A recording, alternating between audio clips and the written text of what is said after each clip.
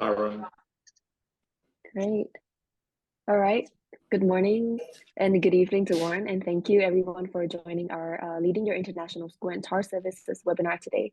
We are joined by Warren Cook. He is a human resources expert with over 25 years of experience, and he is the Chief of HR Advisory Services at TAR Services, and he's also the co-author of our book, Leading Your International School. Today, Warren will be delivering a webinar on enhancing your school's television program. He will provide detailed strategies to hire the top talent in your international schools.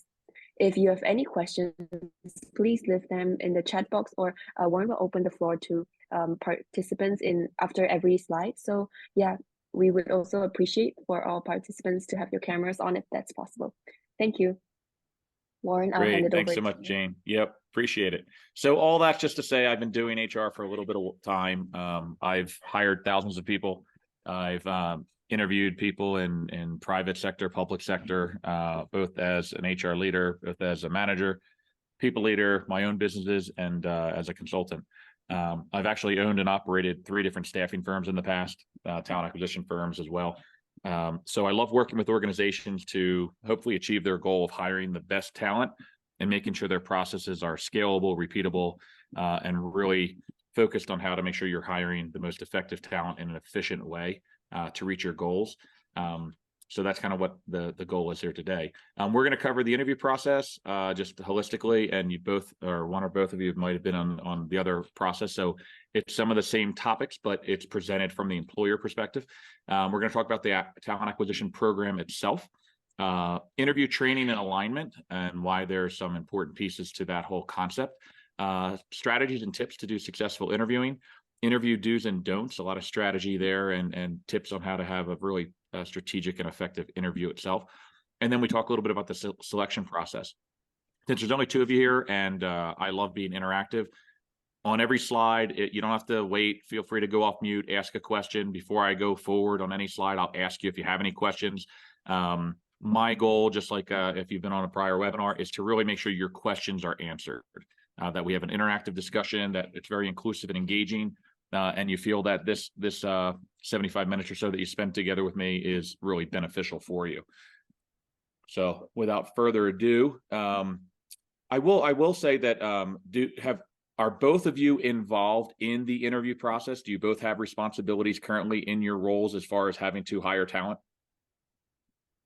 Yes, definitely. Okay. Yep. All right. Same for you, Mila. Okay. What is it that it might be one of the greatest challenges you feel you face in having that process as successful as you would like? If either of you want to share, because I want to really make sure as I go through this, I want to kind of make sure I highlight areas that will help with what your challenges or achieving your goal. I think for us, we're about to appoint an entire staff. You know, I'm the only member of academic staff at the moment in a very difficult market in China. And I think it's just that, I suppose, inevitably, it's the most important thing you're going to do. I think my worry is just getting those people to come out here and into this particular bit of China is what's worrying me, and getting the absolute top people to come. Sure. Okay, great. Anything different or separate for you, Miles? It's Milosh. Milosh, okay. Yeah, thanks. Well, for me, the biggest challenge is that the budget will be mostly be decided by the board, like from the superintendent of my school. So usually they don't provide what I would like to offer to my staff and my teachers. And as like I said, it's a big problem to attract people to come to China, especially after the COVID. Many of them are like, nah, we would choose better Thailand or Vietnam if we need to go to Asia. And yeah, that's the biggest problem. Okay. Great. Well, I'll add some to my content. I'll add some of the strategies I think that might be beneficial in some of those activities. So from an interview process perspective, now thinking from an employer perspective, you know, we've covered in another webinar that you both have gone through, but do they look at it as inclusive or exclusive? Why are you conducting that interview process, right? As a leader in an organization and a leader in the school, what is the purpose of conducting the interview, right? How are you structuring it? How are you designing the interview process? What do you hope to get out of it? What do you need in order to make your best decisions, right? So that's something I really want to make sure you're reflecting on. What's the best way to go about accomplishing that, right? Who do you need involved? Who shouldn't be involved? How do you ensure quick decision making? How do you make sure you don't have 5 layers of an interview process? How do you make sure you don't lose that candidate along the way? How do you make sure that you're attracting the right candidates? And then the other important piece of this is how are you, or how are the people that are participating in the interview process, how are they preparing for that interview? Are they preparing for it? Do you just assume because they're a manager level employee or staff member that they know how to interview, or that they're effective at it, or that they've ever been trained? I'd say a lot of organizations I've worked with over the years never trained their interview teams, and they've ran into a lot of challenges in trying to figure out how to hire the best people and how to make those decisions along the way. So this isn't new. This is what we looked at in the past, but you've got this large applicant pool that comes into your organization. Hopefully you have methods in place, either an applicant tracking system or some kind of screening process that we're going to talk about, that is going to help you take that larger pool of applicants, if you have a larger pool, and slowly narrow that pool down until you have a finalist that you can make an offer to, or maybe you identify 2 or 3 people that you want to make that offer to. And in my humble opinion, this entire process for the employer is an exclusive process, because at every stage, you're slowly eliminating those candidates to get this pool down to just this group that you need. And so again, just a reminder from an interview process perspective, and the purpose is that we want to have a consistent process. In some environments, in some organizations, in some countries, you need to make sure you're following some legal guidelines around your process. You want to have a really consistent way to find that talent and screen them, so that you're comparing apples to apples. And then you want to make sure you can find who that most qualified candidate is, right? Yeah. Go ahead, Lee. Was that a thumbs up or was that a question? I can't see. It was kind of neat. It popped up on my screen. I think it was a thumbs up. Oh, okay, perfect. Okay, good. All right, so let's just talk about the talent acquisition program, right? Because I think if you think about it as only as the interviewing, you may not be focusing on the whole boat, right? So when you think about needing a teacher, needing an administrator, needing a member of the leadership team, a principal, whatever it may be, headmaster, whatever that role is, you should always be starting with the needs of the organization. And while this may sound like common sense, it's not so common when people are replacing people. So if I have somebody that's been there a year or 2 and I'm replacing them, I sometimes skip some necessary steps to make sure that with this talent acquisition project, with going and finding talent this time, am I doing everything I need to make sure that they're the right fit for the business or the school or the organization? If you think about an organization, maybe you have 4 people in your administrative management team, and let's say they've all been with you for 5 years and one of them leave. The need that you might have to replace may no longer be that 5-year ago position. It may now require or demand more skills and experience, because the 5 years that person worked there, they've brought more to the table, they've added more value, or they accumulated more responsibility. So I always encourage you, before you start a process, that you revisit, why does the position exist and what are the needs today, which that analysis should lead you to making sure you've updated and made current the job description. So in some rules, a simple example might be a bank teller, person who's going to be there, who takes deposits and gives out money. That role doesn't change very much. So if you had somebody in that role for 15 years, if you have to replace that role, you're hiring the same low-level person that you hired the first time, right? They might have gained a little bit more experience, but it's not that type of role where the responsibilities change and evolve. But in your positions and the people you're hiring and the constantly changing needs of your students, the academic world, the regulations, the responsibilities of the role may have evolved, may have changed. So the first thing you really should do is take a look at a job analysis and revisit the job description. And then that next piece, that job posting, to me, is so critical.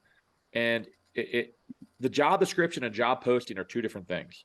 Now, in different countries around the world, I'm not sure how they necessarily view this specifically, but a job description is an internal document that an organization uses to define what is required, the essential function of a role, what the position is going to do, what are the characteristics, what are the skill sets. A job posting is really an ad. It's a marketing advertisement, okay, for what you're looking for. So in a job description, you don't have to say what your school does, how great we are, the type of students. Nobody cares. It's an internal document. But you convert that into your job advertisement to attract. And when you're attracting talent, that's where you want to make sure that you're highlighting a few different things. So one of the things you want to highlight is being as specific and detailed as possible, because you want people to self-select out. Right. So if you do you want to screen 50 CVs, or do you want to look at 400? Well, if your job posting says looking for principal, apply today, great pay, you might get 1 million people. If you have a very detailed responsibility, essential functions, role, requirements of the role, objectives of the positions, challenges, like you really make it where an intelligent person who's going to be a good fit reads it and says, you know what, I'm not a fit for that. Or you know what, that's really aligned. That's the first way, without you having to take any other action, that you'll have people either apply because they really are attracted to the role, or they self-select out because they know that's not for me, right? And a lot of people miss out on doing the job posting well because that right off the bat is a problem. The other piece from an international school perspective, especially from both of you expressing, you know, how do you get people to China, how to get people to your locations, is you may want to leverage the posting to share them with them resources in that location and area. It's one thing to say position in China and hope they realize that as they go through the interview process, you'll start telling them about where could they live, where could they move, what's it like living there. But if you could have some things like a link to a video on your website that shows them the community, that has current teachers speaking to their experience, right? It's like live testimonials who are individuals doing exactly what they're considering or contemplating doing. Let them see it, let them hear it, let them live it live, right? Through those videos, through those links. Because if I was looking at it, I'm either going to have to do my own research to try to figure out what's it like, right? Where am I going to live? How am I going to get paid? What's the money like? But that puts all the onus on me, right? And if you really want to help that person and start demonstrating from the first time they have contact with you, which is that posting, right? They haven't talked to you, Leah, they haven't talked to you, Milosh, but they're looking at your posting.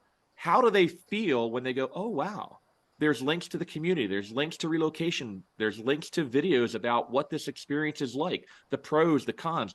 You've just differentiated from other schools, and they also start feeling like you'll help them if that's what they are successful at.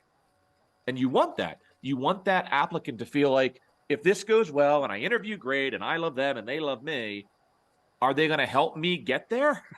Are they going to help me assimilate? Are they going to support my family? You know, especially if you know about or have any programs that help the spouse find work, help identify good childcare, things that these professionals are considering and worrying about. Because if you can right off the bat, again, you haven't even started interviewing, you haven't even screened their CV, but you can make that individual who views that good job posting as they're qualified, you can make them extremely engaged and happy with where you're going with this posting because of what you've already offered them. Because that person is also saying, wait a minute, if they can give me this much guidance and information at this stage of the game, what's it going to be like actually working with these wonderful people, right? They get it. They know what I'm going to go through. So I think that's really important. Does that resonate with either of you? I mean, does that make sense that these are some additional things you can do that a lot of people don't do? Yeah, definitely. And we're working hard on that side of things. I mean, what I've struggled with is getting the board to see how important those obvious things are. You know, we made a video on one of our other schools that, you know, as a new school in an area that there's nothing really you can find out about online.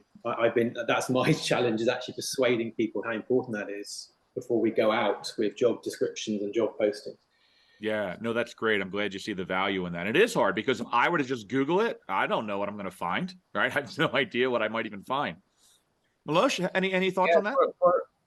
Yeah, I would agree with Lay. And I mean, if the school is new, I believe it would be good to provide applicants with some file about the life, living costs, where they can go out, because I find that one of the most difficult things, especially if the city is not like tier one city in China, like Beijing, Shenzhen, where people can hang out or have some activities or join. I don't know if they like sports like me, football club or gym, Sure. something that is around the school. I think that would be very beneficial if we include that in job description. Yeah. Yeah. I think Because I, I sometimes, was I was reading recently some papers because I'm doing my PhD, and I found in many studies that like that culture shock is amazing here in China for new people. I've been yeah, I here think, like 7 years, and there are like phases. Like first is like that honeymoon, first yep. I don't know few Yep. months, and then it develops like there is even a phase with the hate where you hate everyone and everything around you, and then you accept that and so on. So I think to help new people to realize what culture shock they can expect is important. Imagine if once they I'm in clicked the on the culture. job posting, they get to your page, and when they get to their page, there's a little cartoon that shows that experience. They go and they're like, "Yay, yay, yay!" And then they go, "Uh-oh, I'm in Right. shock." And wait, I'm missing these things. And then like walking them through it in such a fundamental way that they just don't feel alone, right? They don't feel, because the reality is that that honeymoon phase is anywhere. If you, wherever you live today, if you move, 10 miles away, you're going to experience something. If you move to another district, if you move to another region, I mean, it doesn't even have to be another country. It's just exponentially more challenging and difficult because your access to resources you're comfortable and familiar with have disappeared. So if you as an organization can show them that these are the programs and processes in place to support their success from a new environment while also supporting them as, as an academic professional, right? Whether it's leadership, management, or teaching, I think that's a huge win. And you can differentiate that way. People that are looking at a lot of these opportunities, they're looking for that one who's going to really help them succeed, right? Because the jobs can be very similar, can be very competitive, and whatnot. So no, that's fantastic. That's great. And if you need help convincing them, Lee, just let me know. Just let's get Yeah, on there no, and I mean, convince them.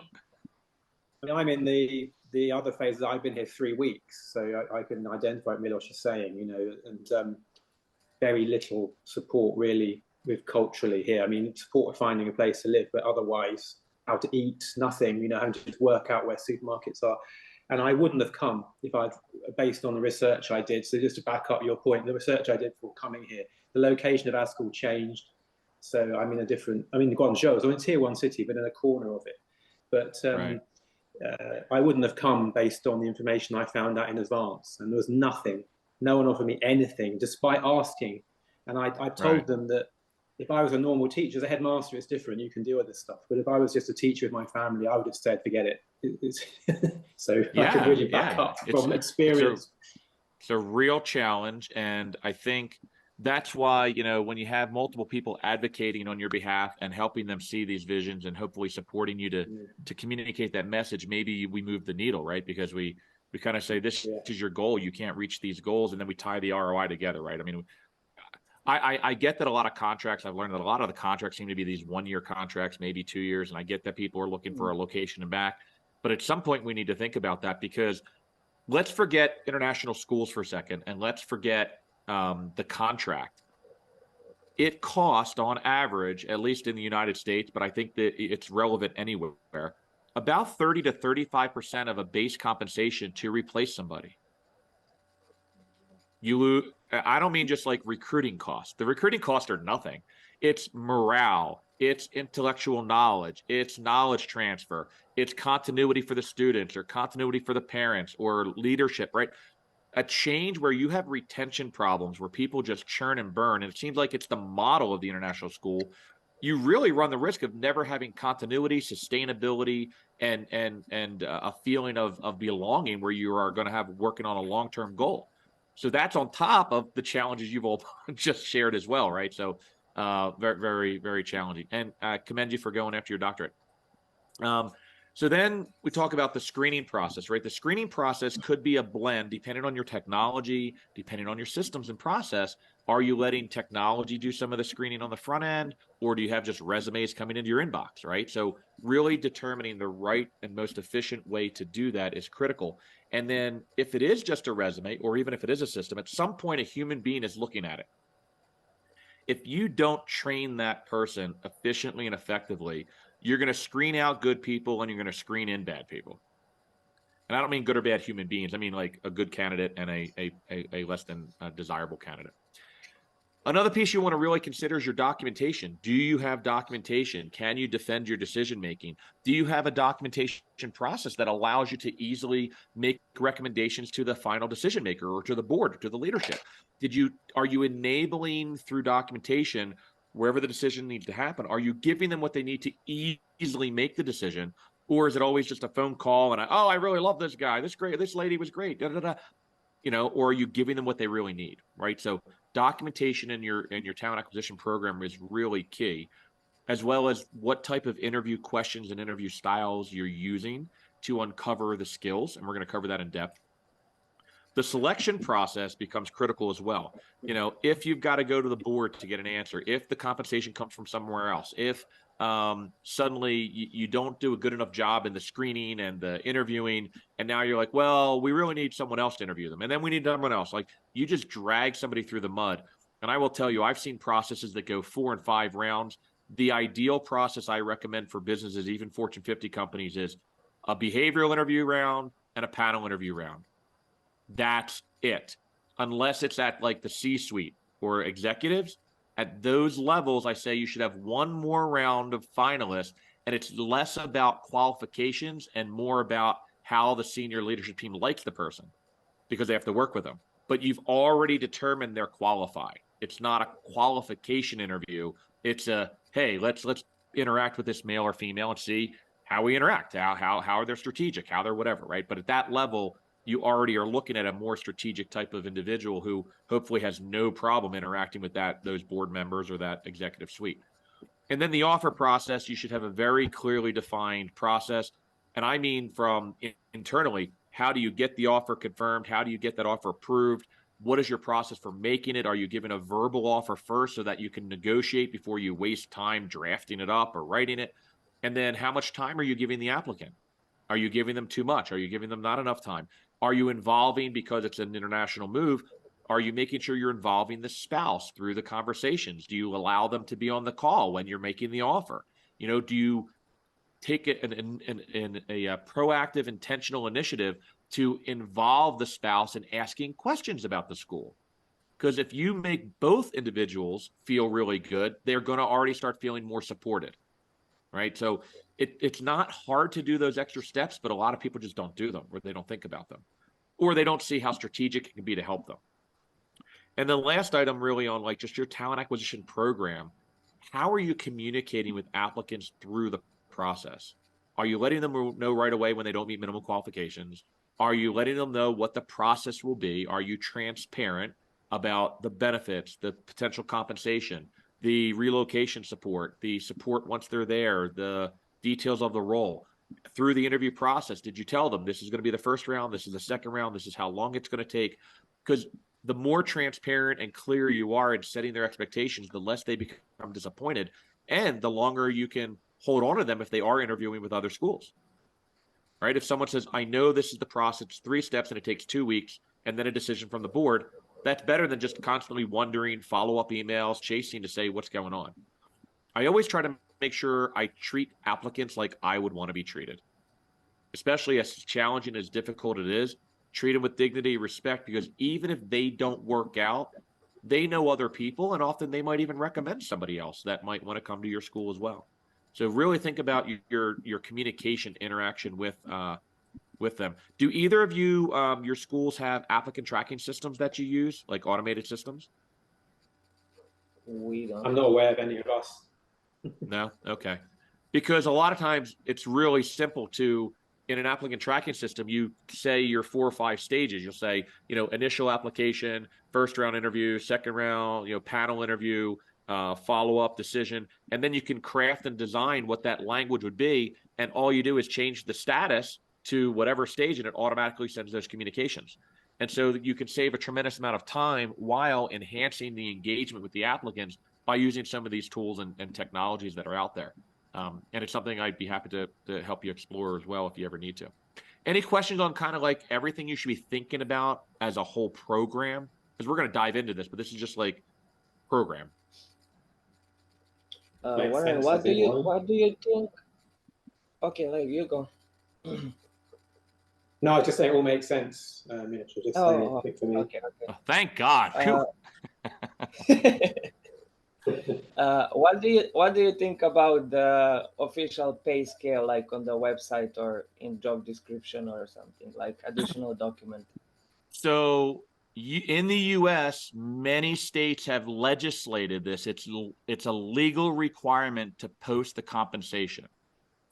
I think it's an amazing practice because you can also eliminate applicants who are not in that range. So if I go, I think I'm going to make $250,000 going to China, and you go, the range is 150 to 175, you're letting them know, and they should self-select out. And also, you want to highlight in your posting, if you're going to put the compensation range, I would always put a range. Don't put an exact amount. I would highlight that this is our budgeted range for the position, right? Calling it budgeted, because you want people who are intelligent, who realize it doesn't matter how good I do on an interview, I'm not getting more money. I can't tell you the thousands of people I've talked to over my career where I'll say, listen, the compensation is up to 90,000. They'll say, well, I need 110. I'll interview really well and they'll give me 110. I said, you don't understand. They have a financial budget. They have internal equity. They have da-da-da-da-da. You're never going to get 110. It's not possible. They can't do it. Even if they love you and want to give you their firstborn, it doesn't matter. It's a business. It's a budget. So how you word that range is important. And then everybody, once they see a range, want to say, I'm at the top, right? So, the range for this position is X to X based on our budget, and compensation will be commensurate with experience. So you're showing the range, you're tying it to a budget, and you're giving yourself a wiggle room by saying it's still based on your qualifications. So here's the other thing that some people don't want to accept when they're applying for a job, but when they're a business owner or business leader responsible for it, they understand it 100%. Our brains forget when we're applying, right? So even if the range was 150 to 200, you probably are not starting anybody in that role at 200, because as they grow in the role, you need to increase their compensation. So people who understand compensation practices and compensation models and growth and scales and internal equity can really sit back and say, okay, if it's 150 to 200, I'm looking to come in there probably in the 30 percentile, right? Probably going to want to come in there at 170, 175, right? So really think about it and be pensive about it. And I also make sure that first round screening, I qualify that with the applicant. I make it very clear. Listen, I'm not sure what you're targeting. I know you saw our range, but I want to clarify it is the total balance of our budget, and it's a range where we generally start people at this quartile. Now they know, right? And they can make a decision. I'd rather have an informed applicant who says, I'm out, versus just get to the end and then we got a dollar battle and then we lose them anyway. Now you've wasted so much time. Does that help? Does that answer some of your questions? Yeah. Great. Thank you. Perfect. Okay. Alrighty. So training people about interviewing and then just alignment, right? You want to have your management team and the hiring team aligned, which is sometimes a challenge in and of itself. I don't know if you've ever faced this, but I've had interview teams go, this is the best candidate. We did everything we're supposed to do. And then management says, I just don't like their resume. It's like, what? Like you either are aligned and you trust that we're the team that's going to make the decision, or you don't. Like, so anyway, every member of leadership or management should attend what I would recommend mandatory training on how to interview. So everybody in your organization who is going to participate in an interview, any member of leadership, a people leader, any of that group. And then I recommend that when you have a panel interview, you have the hiring manager, you hopefully potentially have someone from human resources, and then you have some subject matter expert. Now, it could be another member of the academic leadership. It could be a teacher, it could be management. But oftentimes when you're not in a school environment, let's say I was hiring a research scientist, first round interview might just be an HR behavioral interview, but that panel interview will have the hiring manager, who's going to be some subject matter expert in the science, and then they might invite someone else who might be a dependency of that department. Maybe they're a quality person, right? Who can bring value to evaluate that candidate. And so when you think about putting together who that interview team is and making sure they're trained on interviewing so they don't say the wrong thing, don't ask wrong questions, or understand the mission, right? It's about how do you bring together three. I always recommend a 3-person panel. You can have more, but it gets a little ridiculous and wastes people's time. But you want to make sure that that person can add value because they either work with, need something from, or give something to that person in the role, right? So they're either a customer of them or they're dependent on them. That person usually needs to have some understanding of the role, or they will, and they can add value to saying, you know what, I think they have these skills, but as far as what they've demonstrated to interact with me in my role when we work together, I don't see it, right? Like they can add tremendous value. So when I hear people say, oh, who do I want on an interview? Let's just pick Mary Jane and Sally. Like, why? Why did you pick those 3 people? And there's never a reason, right? And then the interviews go bad, and then you have 4 rounds of interviews because no one can make a decision. So who you have on the interview, anybody who you're going to invite, I recommend training them, making sure they're trained on it. And then help them understand that by training them, you're mitigating risk, not just like a legal risk, right? Not an employment practice or legal, but you're also mitigating the risk of wasting your time and the applicant's time. If you don't have a good interview panel and process and they're not aligned with what they're going to do, you're wasting everyone's time, right? And it's critical to fill these positions because every day that goes by, you have potential losses in the morale and productivity and getting the work done, whatever it may be. Aligning the strategy and approach is critical too, right? Making sure everyone understands that we're going to ask questions that produce certain answers. We're looking for certain types of answers and qualifications. We've reviewed the job posting together in the job description. We all agree on what's needed, right? Bringing everybody together so that they go in with a common lens. Now, we want their unique, diverse views, but they should have a common lens on what does success mean for a candidate. Because if you're not aligned there, again, the decision-making process becomes very challenging. And so I spend so much time on the front end with organizations, making sure that they just understand that it doesn't matter what position we're filling. If you do this really well, the decision-making process becomes pretty easy, right? Because every applicant pool is different, but you need a constant process that works well. And then you're setting expectations. So if you invite somebody to be on an interview panel, do they understand what their role is? Do they understand what they're supposed to do? Are they just sitting there wasting an hour of their day, or are they committed to why they're part of that panel? So any questions on this or any thoughts on this topic? Warren, I think the training thing is always interesting to me because it's definitely missing in schools, possibly all sorts of places. But can you just define, maybe you're going to later, but exactly what that would look like in this scenario, the 3 people on the interview panel alignment? Are we talking, a meeting before where we all agree these things, or is it something more structured? Yeah. So the here's some of it, but I'll give you more. So you want to make sure that they understand that they're part of the panel, and the panel should not change throughout the life of that vacancy. You shouldn't have 3 people interview these 2 people, but the 3 different people interview them, right? It should be the same panel for the whole vacancy. Otherwise, you're almost tainting the consistency of the evaluation, right? But you're going to review what are the position requirements. And this isn't the training part. This is more the alignment, right? But what are the position, because I'm going to go through the training in a minute. What are the position requirements? What are the correct answers we're looking for to the questions we agreed we're going to ask? Believe it or not, when I do panel interviews, they're 1 hour and there's no more than 10 to 12 questions. That's it. If you come up with good 10 to 12 questions, and actually my first question and my last question are always the same, so it's really a core of 8 or 9. If those questions are written well in a behavioral manner, which we're also going to talk about, you will know whether or not you're hiring the person. You can make a decision. So it's really critical to say, what are the right answers to our questions? Because if you're asking a question, but you don't know what answer you're looking for, how do you make a decision? Right? So it's really going, all right, what are our questions? What are we looking for? What are you looking for? What am I looking for? Great. Because then when you actually do the interview, you'll find naturally you'll be piggybacking on each other. You'll ask follow-up questions. You'll dig deeper, right? And it's all about that. Here's the initial question. Let's dive into the answer to kind of clarify and make them prove they've done it.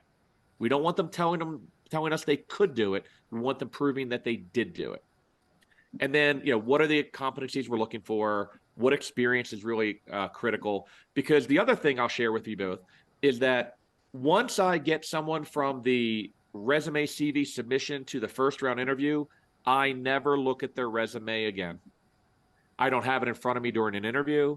I don't read it and ask, what'd you do at this job? What'd you do at that job? I don't care anymore. It's just a piece of paper that anybody could have written for them. Now it's time to put them on the spot and go, prove it to me.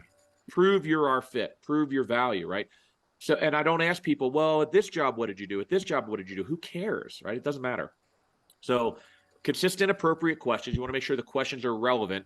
If you're going to take time to ask a question, it should produce a response that helps you make a decision. Shouldn't be fluffy. Why do you like where you worked? It doesn't matter. It's all about when you hire them, can they be successful in helping you and helping your school? And sometimes it comes across harsh how I present that. But if you're in interviews and you interview and you have retention problems and turnover and bad hires, you realize something's broken in your process. You've got to get down to where it's like, am I asking good questions? Am I interviewing well? Am I finding out early enough that this is not the right fit? And being honest with yourself.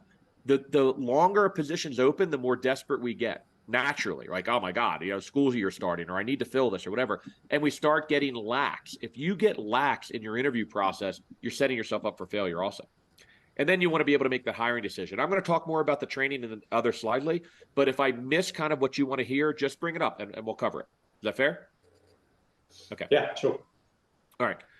So interviewing itself, right? How do you do really good job at interviewing? No one should walk into an interview room and then pick up a resume and go, oh, who are we talking to today? I mean, it's just not okay. They shouldn't do that. So people that are joining that interview process should have taken a look at it, understand the job description, understand the duties and requirements of the role. And I mean beyond the paper, right? You can read a job description, but you should talk to the hiring manager and say, what are you really looking for?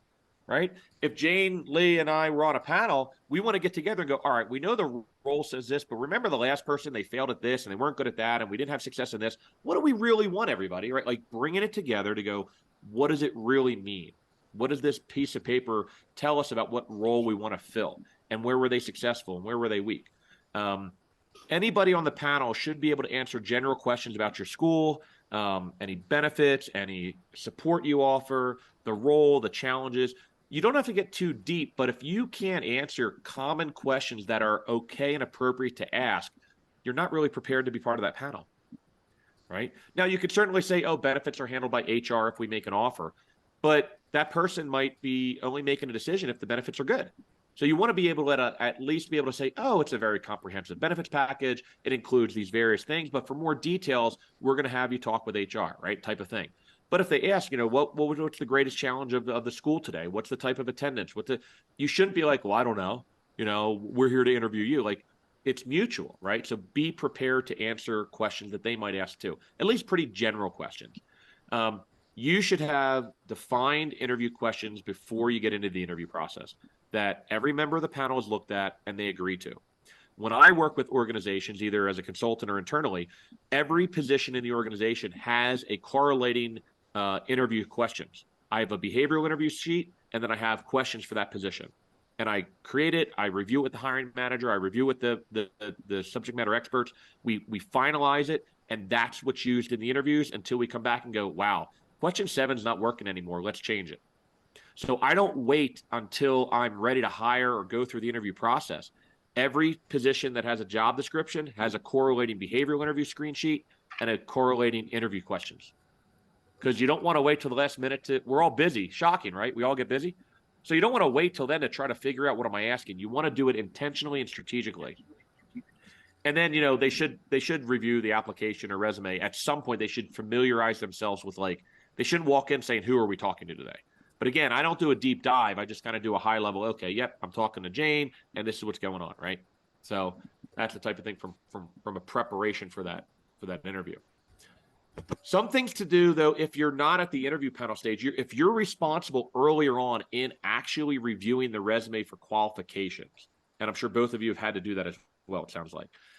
These are things I really encourage you to think about. And this, Lee, is part of what the training would be. Training for managers. I have a whole recruitment interview training for people leaders that I do. This is critical because you can very easily be misled by your own mind, heart, or beliefs, because we have a tendency as human beings to fill in the gaps even when they're not there, especially when you're interviewing and people give you answers and we fill in the gaps in our brains. So is the information clearly written and articulated? Now, I don't know about either of you, and you're in the academic world. I don't immediately discount somebody because of a typo on a resume. I mean, a typo. But if you're seeing a mess of typos and the language and grammar is terrible, sure, especially for the type of role they're going for. But I've had people saying, I found one typo. There was a missing comma. I'm not looking at that person. It's like, really? Like, that's kind of a little ridiculous. But are they clearly presenting the information?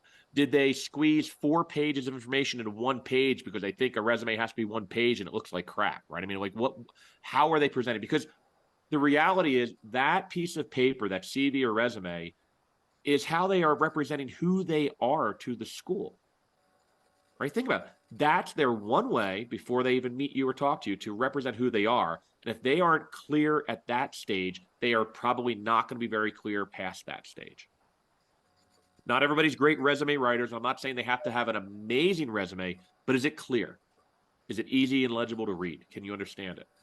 Then these other bullets, are they demonstrating value, and do they demonstrate information around their experience? So if someone says, I did ABC, okay, great. But what if that only generated a little bit for the organization versus I did ABC and the end result was we increased attendance by 200%, right? Wow, right? So when I review resumes, I'm hoping to find people who have been able to articulate their value in what they did, which shows that they know how they helped the school, right? That they can say, this was my job, but this is how I helped the school.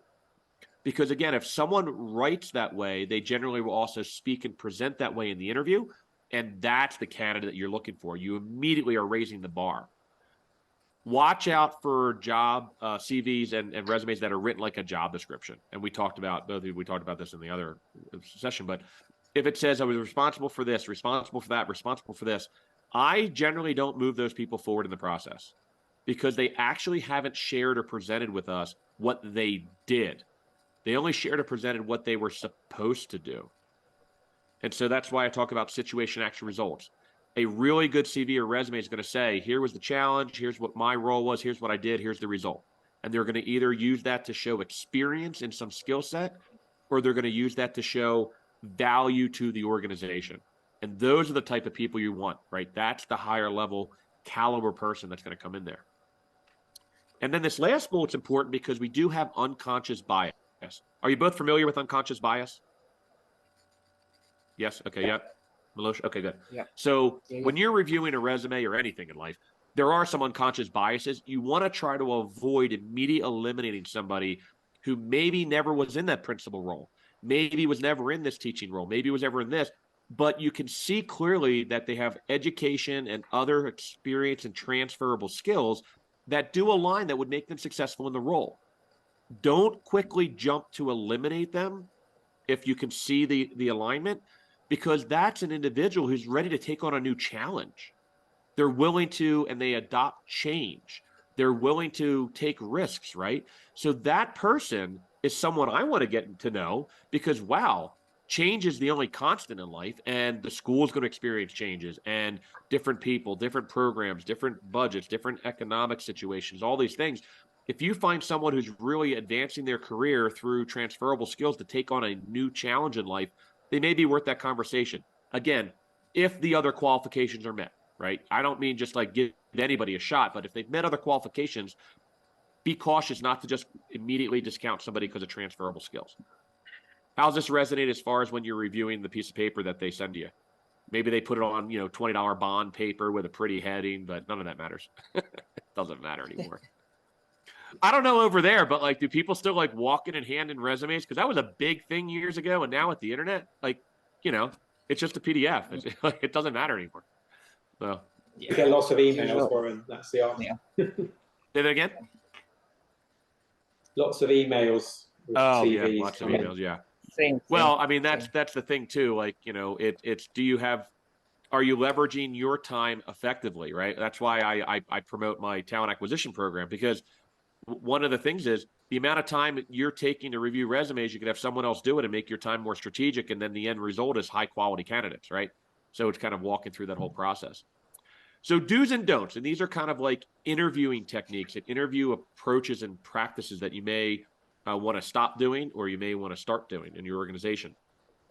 So I view it as, how do you reach your goal, right? You're trying to hire the best talent. How do you go about doing that in an interview?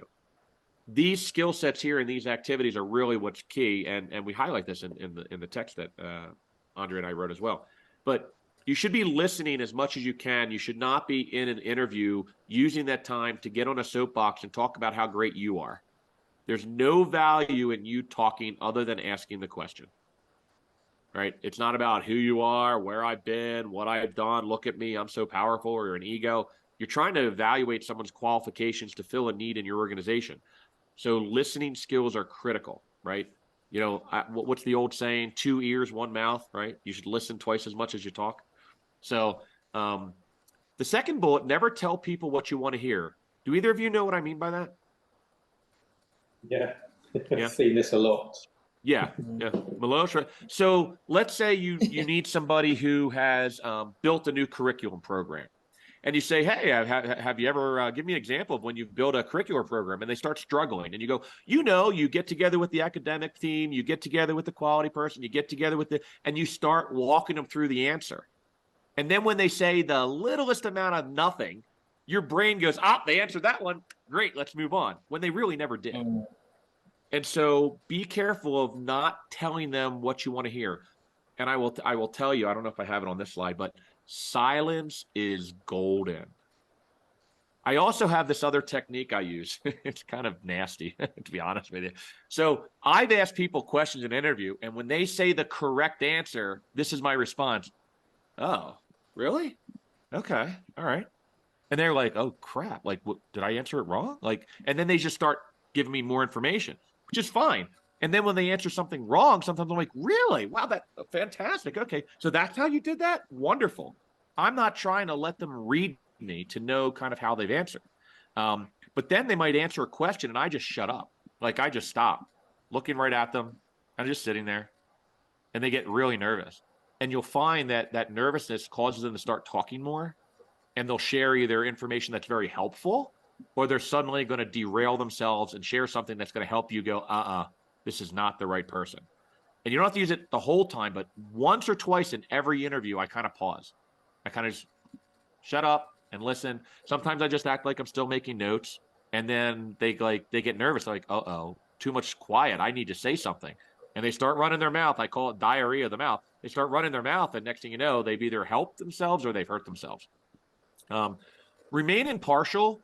Years ago, it was a big thing of like, oh, I'm a skier. Oh, I do this. Oh, I travel. Oh, I like sports. None of that matters. Now, I don't know all the regulatory impacts in each country all over where you guys are at. But in the US, it is very easy for someone to walk out of an interview and then sue you for not hiring them. For example, I've had people say something as simple as, did you watch the football game on Sunday? And the candidate said, I'm sorry, I did not watch the football game. I was in church. And then they didn't get hired. And you know what they said? That they discriminated against them because of their religion. All because someone brought up football on Sunday. So when I'm doing interviews, I think one of the only safe topics to stay on point is the weather. It's about it. Other than the weather, I don't chit chat. I don't BS. I don't do any of that breaking the ice. The way I break the ice, and what I'd recommend to both of you, is during the development of the interview questions, your opening in the interview should help them get comfortable, help them relax, help them understand the process, and let them know what to expect. So every interview I start, I say, hey, why don't you get settled in your seat? Or if they're on remote video, or if they're in person, can I get you a glass of water? Get comfortable in your seat, get your notepad out, whatever you need to do. I'm going to take the first 3 to 5 minutes and explain to you the process. I'm going to introduce the panel to you. The hiring manager is going to describe the role. And then we're going to ask you to take 3 to 5 minutes to share with us why you fit that role and why you're interested in our school. Does that work for you? Great. Do you have any initial questions? Wonderful. Let's get started. My name is Let me introduce this. Then I introduce the hiring manager last, and they'll say, let me tell you about the role. Here's what we're looking for. Now, people have said, wait a minute, Warren, if you tell them what you're expecting in the role, you're giving them the answers. Really? Okay. No.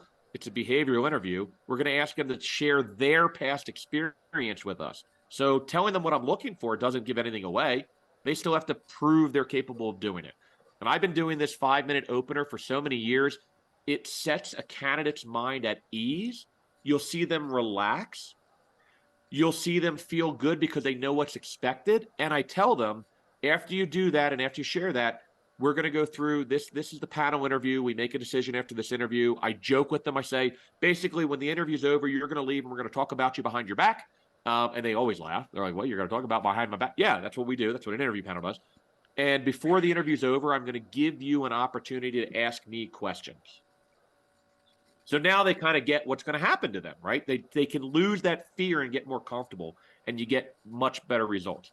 Moving on from that, so reflect on what the person's actually saying, right? If you're not sure, ask them, could you tell me more about that? I didn't understand your response. Don't just be like, all right, let me move on.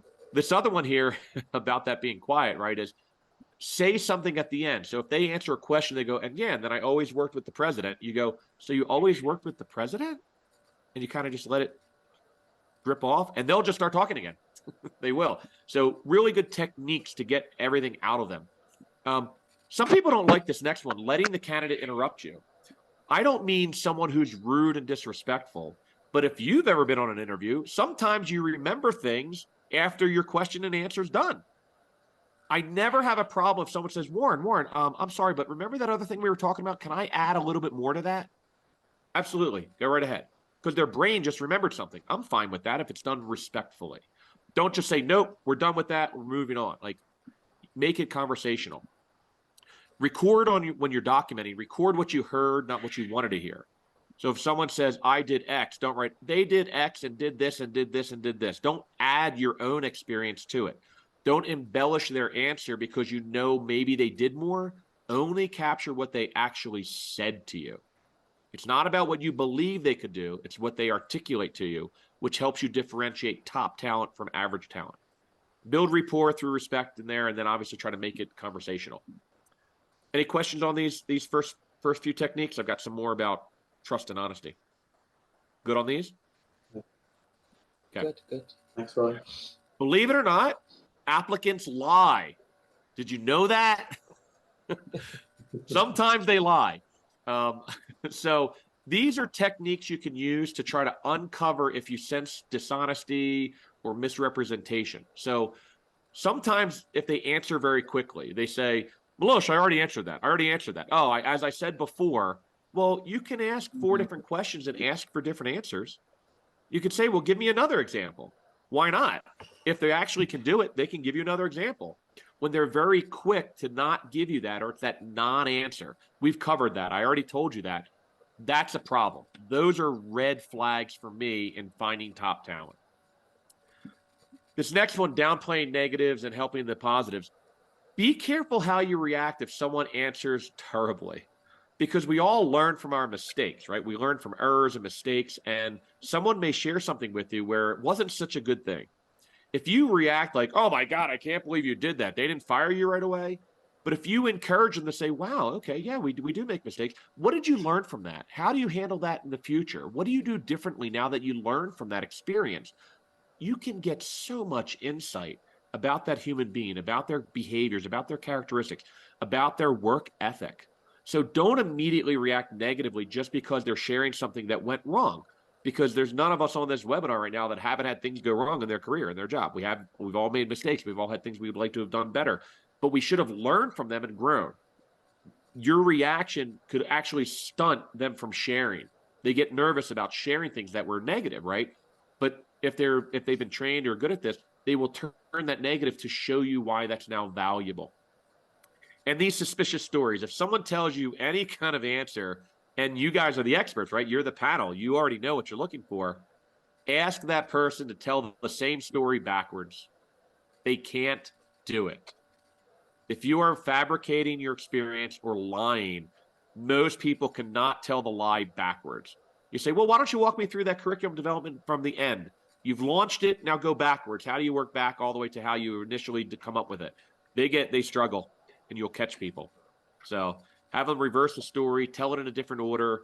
You know, what's the middle step? Like, just dive into it, because it'll fall apart and you'll realize that you're not being honest about their experience.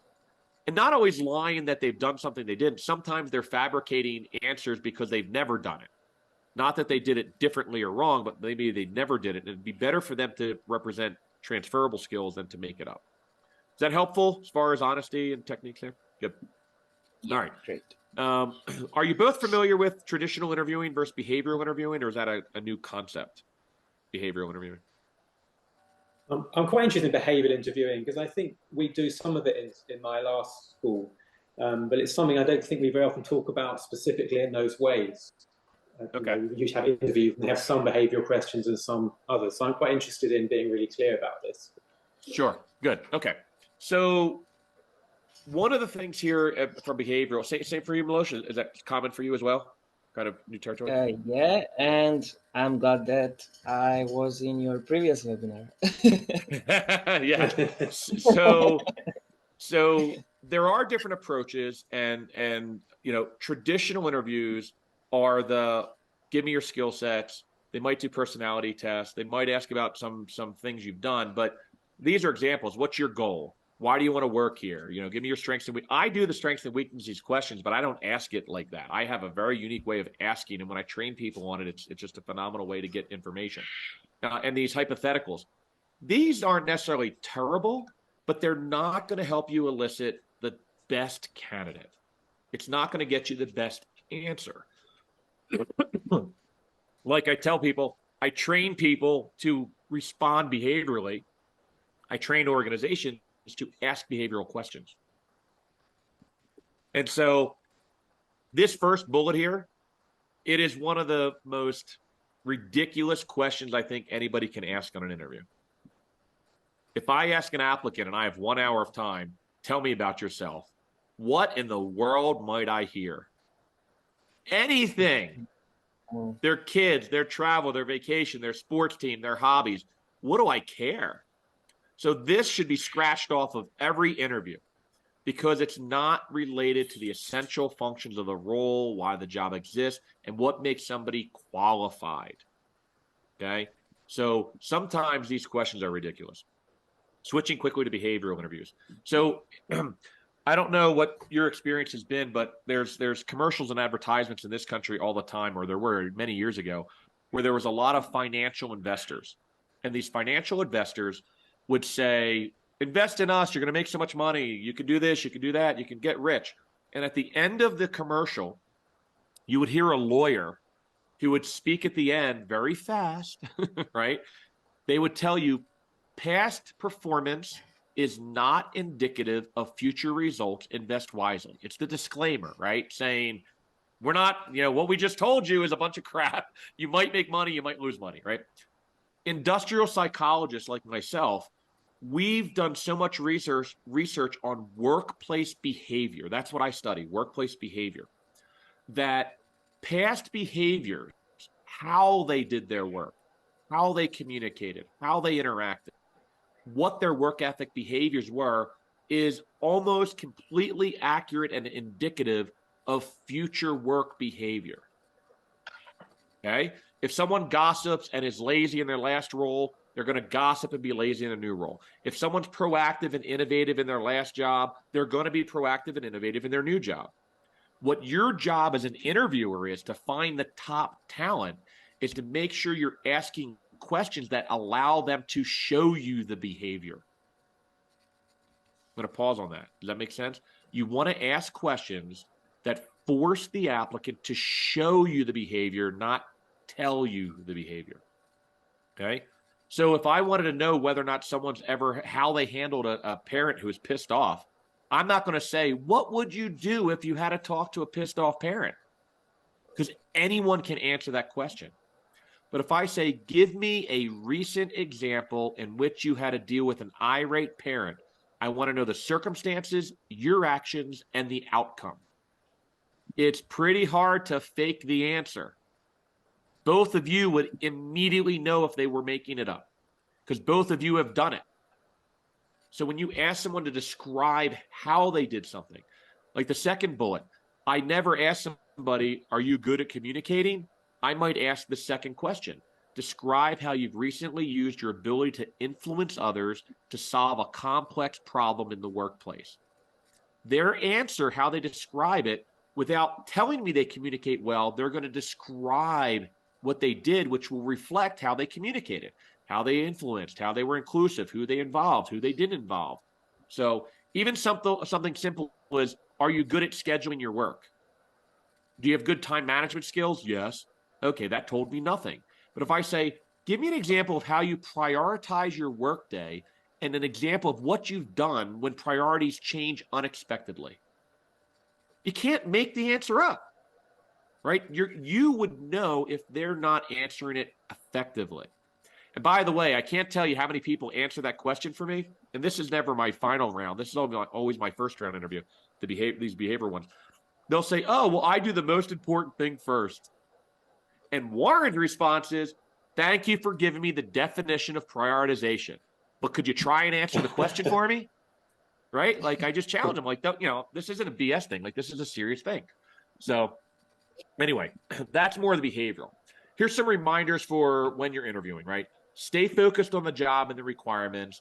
Remember, anything an interview panel member might say could put you at risk, could make your school liable for something, could expose you to damage, could expose you to sharing information you should have, right? So make sure they're well-trained and understand that, like, take it seriously. There's a lot of exposure to someone who's not part of your organization yet, right? Internally, you're hiring somebody, you might share some things about the changes, org structures, whatever, but an external applicant that you accidentally share too much information, they didn't sign a confidentiality agreement. They can say whatever they want to whoever they want, right? So be cautious with that piece. Someone who interviews really, really well, I call them shiny, right? Sometimes they're shiny because all they're doing is interviewing. They haven't got a job. Okay, so be very careful about it. They're just constantly interviewing, but they haven't been able to demonstrate the right skill sets to get hired, and their answers get pretty good. So you have to get really good at diving in with a follow-up question, right? Because the surface response becomes what we're hoping for, and then you got to dive in there because they're just really good at interviewing. But the other side's important to note as well. What if you interview someone who's been a staff member for 20 years successfully, loyal, dedicated, career growth, professional development, but they did all that without ever interviewing? They just got promoted, moved up, promoted, moved up. They may have never interviewed in a long time, and I prep these people all the time. Don't allow their lack of interviewing and their comfort with interviewing derail you from helping them answer you. It's okay to help the person give you the answer that they probably have. And I don't mean give them the answer. I don't mean walk them through the path. Just saying, listen, what I'm trying to understand is your experience with this. Can you please give me an example, right? Because they're so nervous and they're so worried, and they've never been sitting in front of a panel having to answer those questions. So know that they're going to have both ends of the spectrum here, that sometimes you have to help them and sometimes you've got to, like, put them in their place and go, listen, you're not really answering my question. And this third bullet's important. Don't be unrealistic in talking to an applicant. Oh my God, our school's the best. The environment's great. The food in the neighborhood's wonderful. You'll find a job for your spouse in 5 days. Like, be real. Because as Leigh, you're learning, you don't want to take on a role being misled, because then every day is a struggle. Every day becomes emotional. Every day becomes frustrating. And all you start doing is looking for your next job, right? And that's a huge miss. So tell them the truth, be realistic, let them know the challenges of the role, let them know the problems, like whatever it is that you can share so that they can make a good decision. Make sure you're asking questions that truly elicit the information you're looking for. Don't ask crazy questions that don't help you make a decision, okay? If you get through the interview and they're still with you and you're kind of thinking, wow, I really need this little bit of information. Like I've got good answers, but I'm wondering something. Don't let them leave. Ask the question. Extend it some time if you need to, but do those follow-ups, ask whatever. End on a friendly note. You're not trying to be anybody's friend or buddy, but be cordial, be respectful, interact with them appropriately. Complete any documentation right away. So if you are going to document your responses so that you can review them later, especially if your interview process is spread out over multiple days or weeks, you don't want to forget what happened, because you will, especially when you get to that second, third, or fourth candidate. You'll be like, well, I can't remember what they were telling me. So document right away. Make a fair and unbiased recommendation based on their qualifications. Start with, my mindset is, are they qualified? Have they demonstrated value and they could be successful in the role? And is this somebody I'd like working with? I don't start with, would I like working with them? Oh, I can teach them how to do the job. No, you're going to end up doing the job for them, right? So don't hire someone that you think, oh, we'll just teach them how to do it, especially higher level jobs. Entry level is another story. But when you get into management and people leaders, they've either got the skills and abilities or they don't. Okay? That's really key. The other thing I would suggest is do not keep an interviewing going if you already know you're done with that candidate. Let's say you're in the third question and they've bombed all three questions. End the interview. Don't waste your time. I literally say, you know what? We've gotten through three questions. Unfortunately, you've been unsuccessful in meeting our needs at this point. These are critical. Every question is determining whether or not you're a fit. Therefore, we're going to end the interview at this point. Don't be afraid to do that, because you're going to love giving yourself back that time later. If you sit through an Can I ask you interview. about that? Go ahead. Sorry, Warren. Can Yeah. I just ask you about that? Because I've read this, I think it's in your book, or I've heard it before. At my last school, we were very nervous about this in terms of fairness and being, accused of not giving, because, we'd be careful about having the same question to each candidate. So I was quite surprised, although I can see absolutely, there's so many interviews I've been so happy to have finished it halfway, because I know I'm just treading water. But does it not open you to future redress from them? I don't know. It just seems something that's risky to me. But it can if you don't document well. So when I mentioned earlier on that I create interview questions, every member of the panel has to fill that out and sign it. And there's two options at the bottom: recommend for hire or do not recommend. It doesn't say hire, it says recommend or do not. If after two or three questions, remember, you're only coming up with core questions that you would be able to defend, that if a person can't answer the question, they couldn't do the job. So if you take your time and make sure questions are appropriate, you've documented the response, the panel agrees, you go, do you feel no, we all agree they didn't answer any of these questions, end the interview. Because you can document from your subject matter expert, HR hopefully is there, the hiring manager, that person didn't answer the questions right. Why should you go on? Right? It almost implies that whatever they put on the application might have been misrepresented. Because if they get through the application process, now they're in a panel and they're doing terribly, I don't mean like the first time they answer a question wrong, like end it. I mean, you start sensing like, wait a minute, they're just not the fit. They can't answer this one. They can't answer that one. Any of my follow-up questions, they have no clue. They've never used this technology. Whatever it is, end it, because it's a waste of time. I've had meetings where at the end I was like, well, they were terrible. I'm not hiring them. And the whole team goes, yeah, we don't like them either. I'm like, well, why didn't any of you tell me? Like, what are we supposed to do? Like, do we tap our nose? Do we kick you under the table? Like, how do I tell you? I was like, just out loud, hey, they haven't answered our questions. Let's wrap this up. Like, doesn't matter. So I think it's important to also let that candidate know, though. So to the repercussions, I pause and I say, listen, you've given us 3 responses, 2 responses, 4, whatever. And unfortunately, in each situation, you were unable to demonstrate the experience we need. I'm going to give you one more chance here to kind of summarize. What is it you feel you're able to do here because you weren't able to answer these questions? And sometimes they'll say, yeah, you know what? I don't really think this is a fit. Perfect. Now you've got it, right? They've also agreed, not a good fit. So it is risky, but I think misleading somebody, wasting your time's very valuable, is worse. It's a worse proposition for you to kind of waste your time. So, but it's touchy. And if you have people who aren't filling out their interview sheets, they aren't documenting it and turning them in the US, you have a 2-year record retention on that. You have to hold all interview documentation for 2 years in case someone files a lawsuit, which they have 2 years to file. So every country might have different regulations, but the better you document your decision making, the better off you are. Right? And that's right here, right? So how do you go about hiring that talent? Make sure the questions produce something that they can demonstrate they have the capability. They can show you through their storytelling that they do it. Document it so that if you have to compare, if someone were to say, wait a minute, you should have hired them, you could say, they didn't answer this question, they didn't answer this question, they didn't answer this question, right? People used to look at my notes and know instantly because I number them 1 to 10 or 1 to 12. And next to each number, I either put a check mark, a dash, or an X.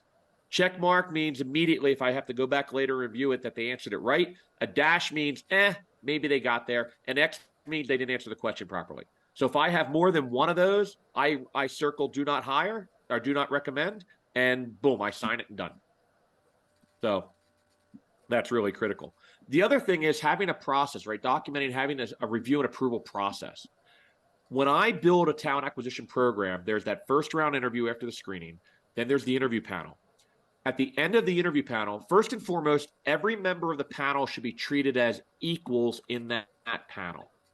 I don't care if you have your janitor and the president and a principal. In that interview, if you've chosen them to make the decision, they all have an equal voice. It's not 2 against 1. It's not this person has more influence over others. If you can get your organization to realize that this is critical because you want the people on the panel to feel like they have a voice and they're valuable, you want the right people in the panel, and then they make the decision, but they're not making a hiring decision. They're making a hiring recommendation.